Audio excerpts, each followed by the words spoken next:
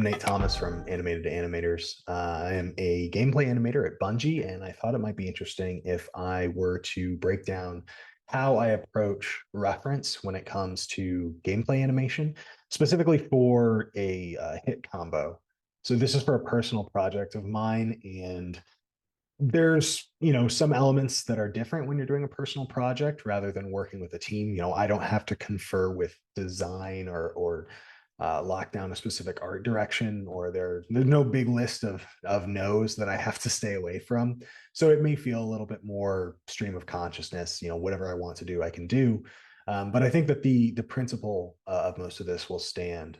There's always an element of like imposter syndrome when you're doing these kind of videos. What if another gameplay animator sees this and they're like, I do it differently than that? Or what if I forget to say something that's like really, really obvious during the video? But you know what? So what? So yeah, without any further ado, let's get into it. So I want to go over my thought process when choosing reference for a hit combo when it comes to gameplay. There's a lot there are a lot of great animators out there who are able to pick or create animations without using reference. They can just go straight ahead and come up with these amazing poses and actions that feel fluid and like they're based in some sort of actual martial art. And I really wish I was one of those people who just had that savant ability, but I'm not, and I don't have any martial arts background. So, as always, I go to YouTube and Twitter and wherever and look for reference. In this particular case, before we even get into this reference footage that I have marked up here, I'm going to talk a little bit about the who the character is that we're creating reference for.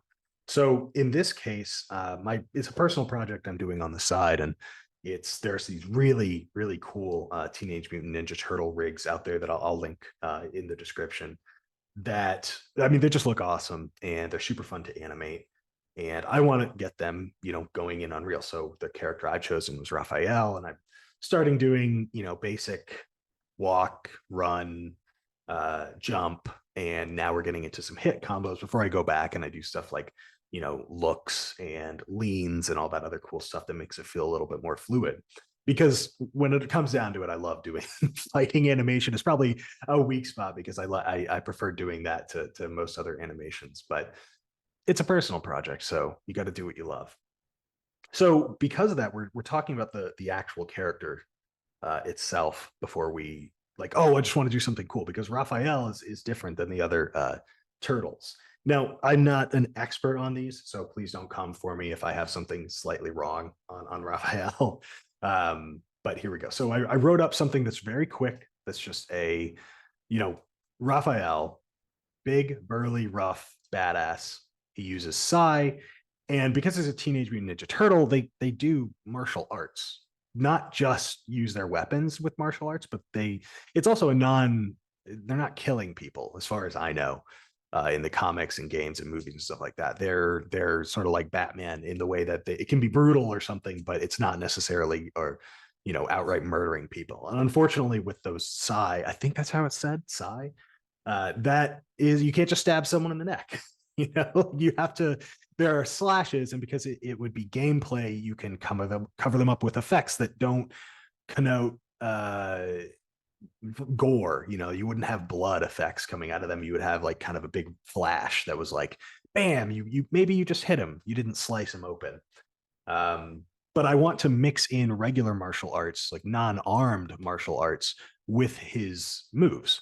So these are the kind of things I'm trying to keep in mind as I do this.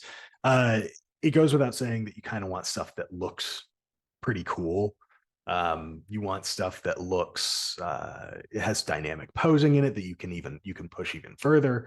And sometimes filming yourself for reference can do that if you're capable of those things. And sometimes you just need to film reference to get the basic body mechanics down, and then you go ham from there. But especially with fight combos, there are so many good resources out there that I don't necessarily that you can honestly, you could pull some of these one for one, and I'm about to show you a case right here. So this is I'm going to link their channel below, but I love this YouTube channel. It is a group of guys who film their reference, like mocap reference, from four different angles. It's always elaborately recreated from each angle to be almost exact. It's a gold mine of reference for action. They have a ton of different weapons, different characters, different builds. And even though you'll notice he has, unfortunately, has swords in this one, so it's like a katana. I chose this one because I can pretty easily make this work with the Sai. I might change the weight of the, I will change the weight of the weapons if it comes into play. There may not be as heavy swinging around, but I thought it was really cool. So I'm just going to hit play and we'll try to cut it off at the right point here.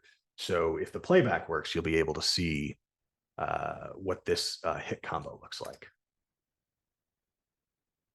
So it looks like the playback's all right, but we're going to go, I'll frame through it here. So we have the first hit, which is going from an idle pose, and he just kind of takes one step forward, almost just slides it forward, and it's a single hit with the right weapon.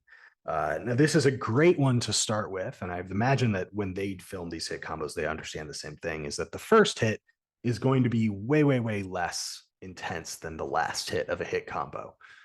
You want the last hit to that should be the most rewarding, right? That should be the one that's the biggest bang for your buck. You've executed all the things on time and you've done it all right, and you want to be rewarded with a payoff of, oh, that was a really cool move. Similar to, it's a great example. It's like the Arkham games. Batman's hit combos are always so satisfying, but the longer that they go and the more that they build up, the more satisfying that it is. So in this case, my plan is actually just to use this first one because it's so basic, but also, again, just going back to my reference sheet of what is in this character, like this just looks, I think this looks a little bit like Raphael, like head down, slashing through. It looks violent. His character doesn't seem as goofy as other ones. So I really like this for the first one. Now, if you were so inclined, you could take this entire reference and make a hit combo out of it. Um, and I want to step away from the reference for a second, and I'm just going to go back to game animation, like hit combos for game animation. In this case, you're going to want to animate the hit combo, and then you're going to end this animation. Even though this is the first one, so it starts in idle, you're going to end this one with a version that goes back to idle. So instead of continuing the animation, you're going to have him generally it's take a step forward as opposed to taking a step backward, but he'll just step into the idle pose. That is because if you hit the button once for an attack and you don't hit it again, the character goes back into idle. It's the whole thing of a hit combo. So this is a great one because he only takes a little step forward. It's very easy to just take a step forward with his right foot at the end of this to get back into idle. Now, if you're not doing that, you are animating this hit combo all the way through. Actually, if you're bringing it into Unreal and you're trying to do that, you will have to bring this back to idle if it's a true hit combo.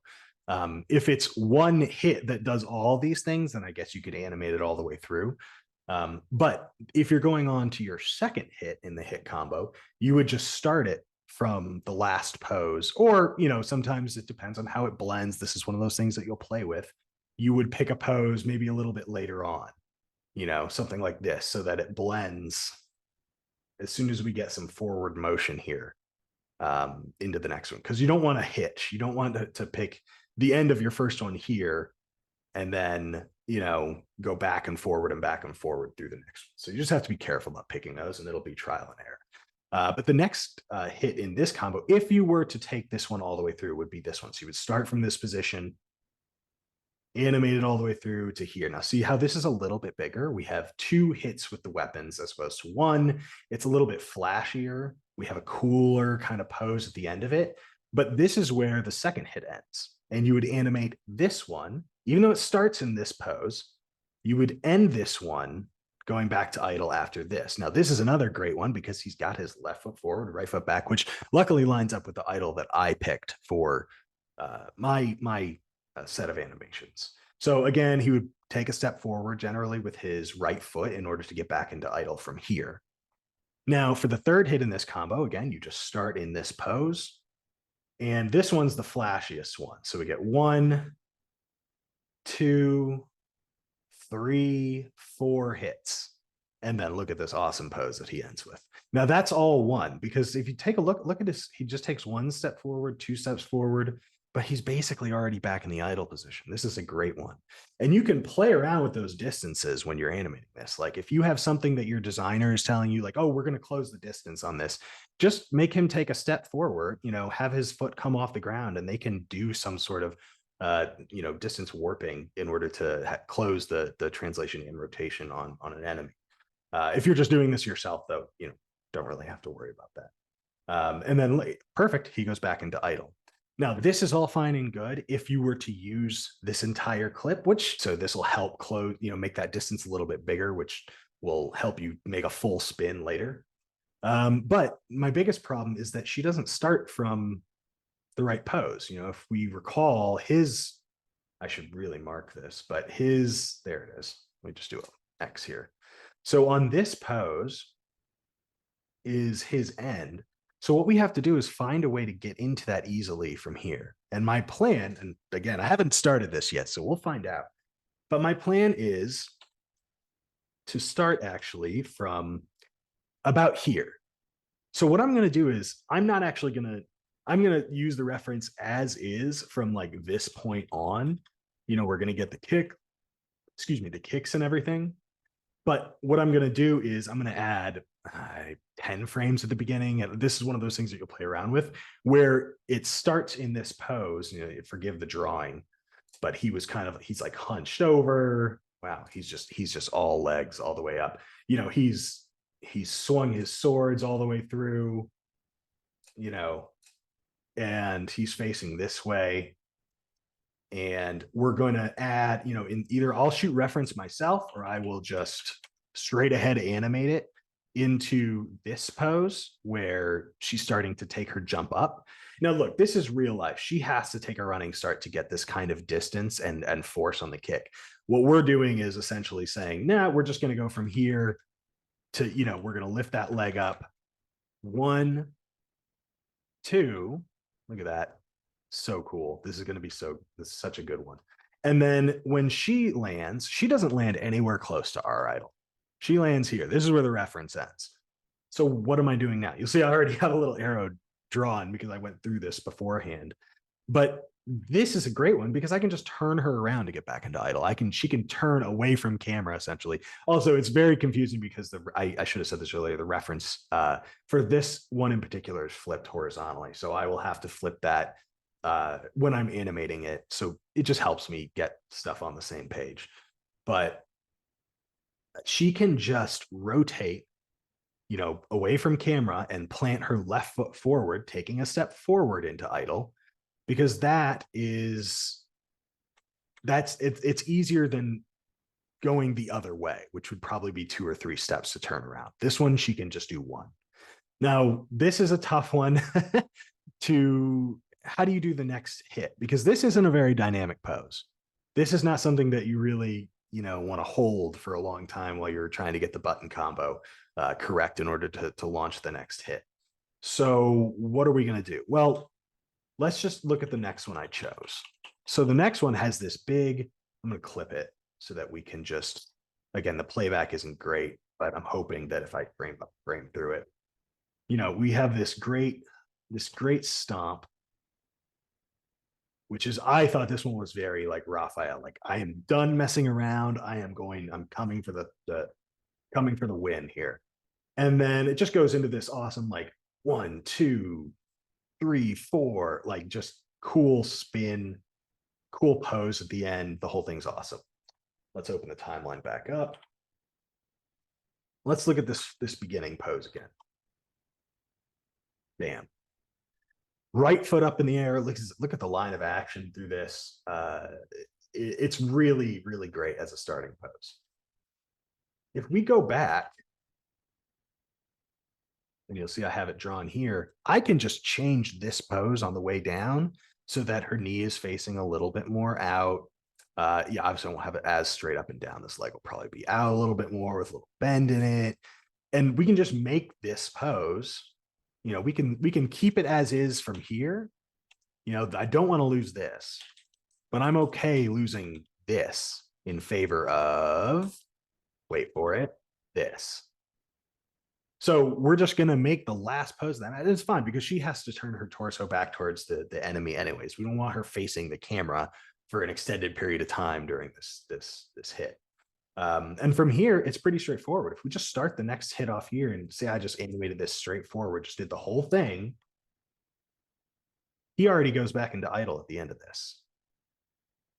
And that's the hit combination. So the key is, again, we're just picking 3 pieces of reference. I've chosen to grab the front and the sides of these, and I put them together because when I bring all of this in, I'm going to want to, and I'll edit this down to get rid of the first few hits at the beginning here, or the second hits at the beginning. But I want to see the front and the side the same on either one of these. So I also have the front and the side here. This one I messed up. It's horizontal the wrong way. It's flipped the wrong way. So I'll probably flip this and edit it in DaVinci or something like that, so that everything's lining up correctly. And then I can just use one piece of reference for the whole thing. Again, I love animate. Like I just saw something the other day where an animator had like, it looked like 15, 16 different hits in this hit combination. It looked incredibly fluid. It was incredible.